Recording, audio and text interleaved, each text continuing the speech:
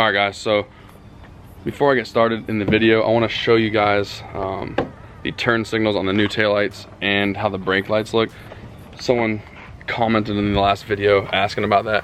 I showed you guys the flashers and what it looks like with the lights on. I didn't show you the brake lights and all that, which I'm sure it's nothing crazy, but I'm sure it's similar. So here is, turn the key on. Alright, so there is the, I'll show you. That's what they look like with the turn signal. And let me put you down right here.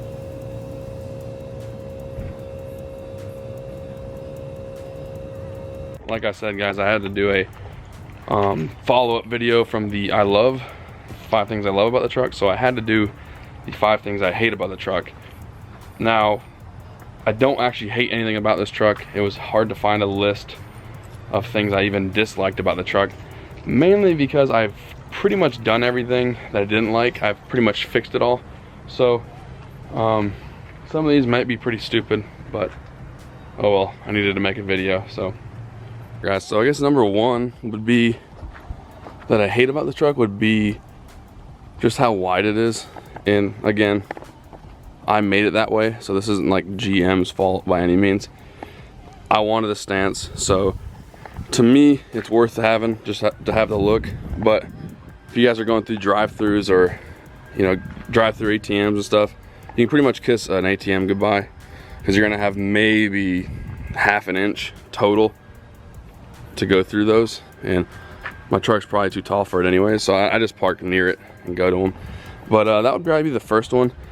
As you can see, it sticks out probably an extra 6-7 inches, maybe more than that, than a factory truck, and that's on both sides. So you're talking an extra 12-14 inches wider than this truck in the stock form. So that would have to be the number 1 thing. The second thing I would have to say is how dirty this truck gets and how how easy it gets dirty. So I'm sure I showed you guys in other videos, but you can literally wash the truck. My headlights are still on. You can literally wash the truck and then go for a ride, and it's pretty much instantly dirty again, which I know a lot of you guys don't really care how dirty your trucks get, which I don't really either. But once I clean it, I kind of like it to be clean for at least a week or so. But it's near impossible when you have offset like this, big tires and stuff like that, and these flares don't stick out enough to really stop anything. So that would definitely have to be the second thing. And like I said, guys, this is not me hating on the truck.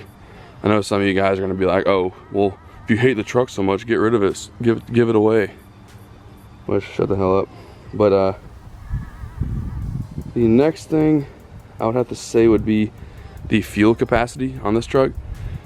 And I talked in my last video, or one of the maybe 2 videos ago, about how fuel economy is. You know, it's pretty good for being what it is.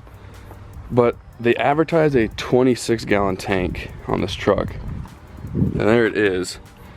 But I don't know how it is that, because I don't think I've ever filled more than 23 gallons in this thing, and I've brought it low, like really low, on like road trips.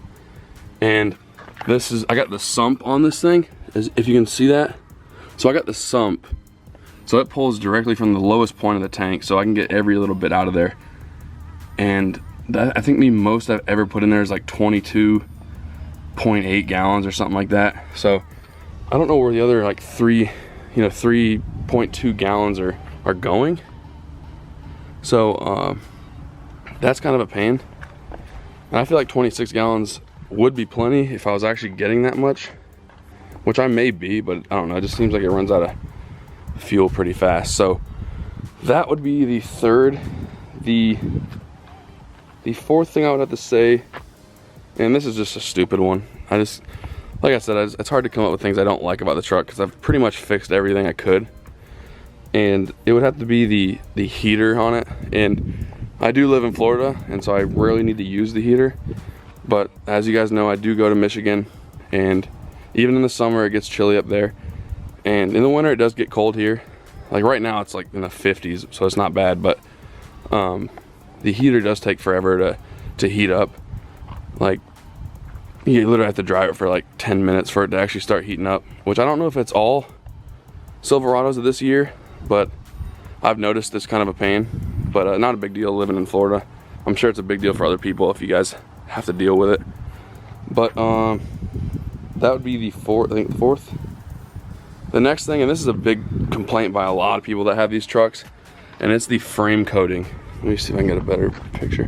I actually painted it, so it's hard to really tell, but you can kind of, I don't know, it's hard, you probably ain't able to see it on the camera, but they use like a wax coating on these frames, and I get they're trying to protect it, but they should have used a completely different coating.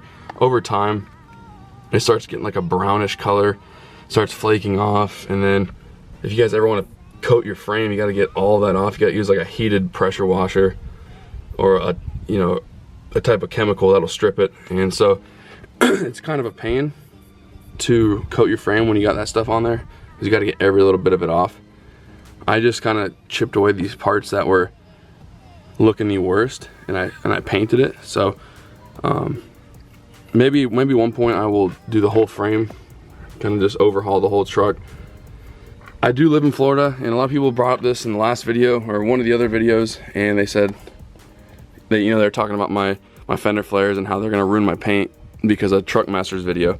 The reason why it doesn't ruin my paint is because I don't live in Michigan, and I do go to Michigan, but not in the winter. So yeah, a Michigan winter is a lot more brutal than Florida. So, you know, you got salt that gets up underneath these, and it just sits in there, eats your paint, eats the metal. And yeah, we have salt air down here, but it's not near as strong as actual salt hitting your truck and staying on your truck throughout a winter. So that would have to be the fourth thing. I've probably said, like, I think I've said the last two are the fourth thing, but oh well. This is kind of off the top of my head, so bear with me. Another minor thing, these aren't really things I hate about the truck, it's just kind of a pain. And it's how low these things are. These fuel pump, or the fuel pump and these fuel filters. You got your fuel filter and your water separation, and so obviously they stick out, so people can mess with them. You got dickheads that'll probably unscrew them or unscrew the bottom and leak all the fuel out or whatever, and that is a pain.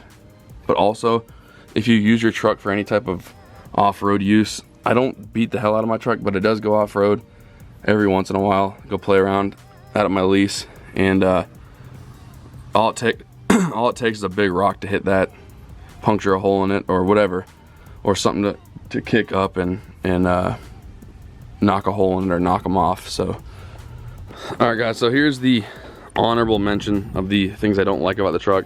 This ain't a big deal, but it's this latch. This latch is kind of going out, and it triggers the lights inside, and it triggers the amp research steps. So watch.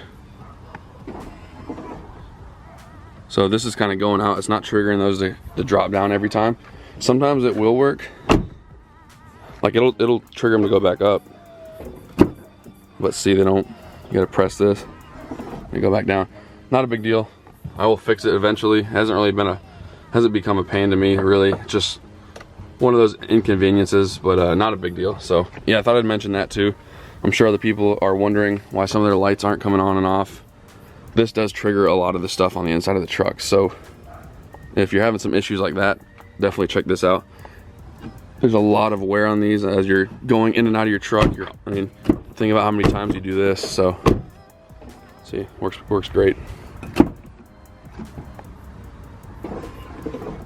Okay, so alright guys, so hopefully you can hear me. My truck's I'm just warming it up right now, about to head out here in a second, and I am gonna move the vehicle behind me. But yeah, I hope you guys enjoyed that video. Like I said, I had to do a hate video. I know it's kind of cliche car related stuff that pretty much every YouTuber does, the hate videos, and I love videos. I've been getting asked a lot to do it on Instagram more than YouTube, but I just feel like I needed to do it. But like I said guys, this is not a actual hate video. I'm not hating on this truck, so don't think I hate this truck, but I'm still driving it. I'm not ungrateful, so don't think that. I know some people are gonna say it, you don't deserve it if you hate it and stuff. They won't even watch the video, but they'll comment just by the thumbnail or the title. So don't think that. I do love this truck, and it was actually really hard to come up with anything I disliked about it. So if you did enjoy this video, please give it a like. If you did not enjoy it, please give it a like. If you aren't already subscribed, please do. And if you are already subscribed, thank you. That's awesome. I really appreciate you guys stopping in and checking out my videos and even subscribing. And like I said in the last video, the merch is being designed right now. I'm pretty excited about releasing it. I'm gonna have about 3 or 4 designs, and I will let you guys know the website it'll be up on. It won't be my own website starting out. It's gonna be one of my buddies that does a lot of design, like graphic design and stuff like that. So I will let you guys know here in a little bit when it is fully designed and I get a sample of it and see it for myself. So yeah, I hope you guys enjoyed the video. Thanks for watching.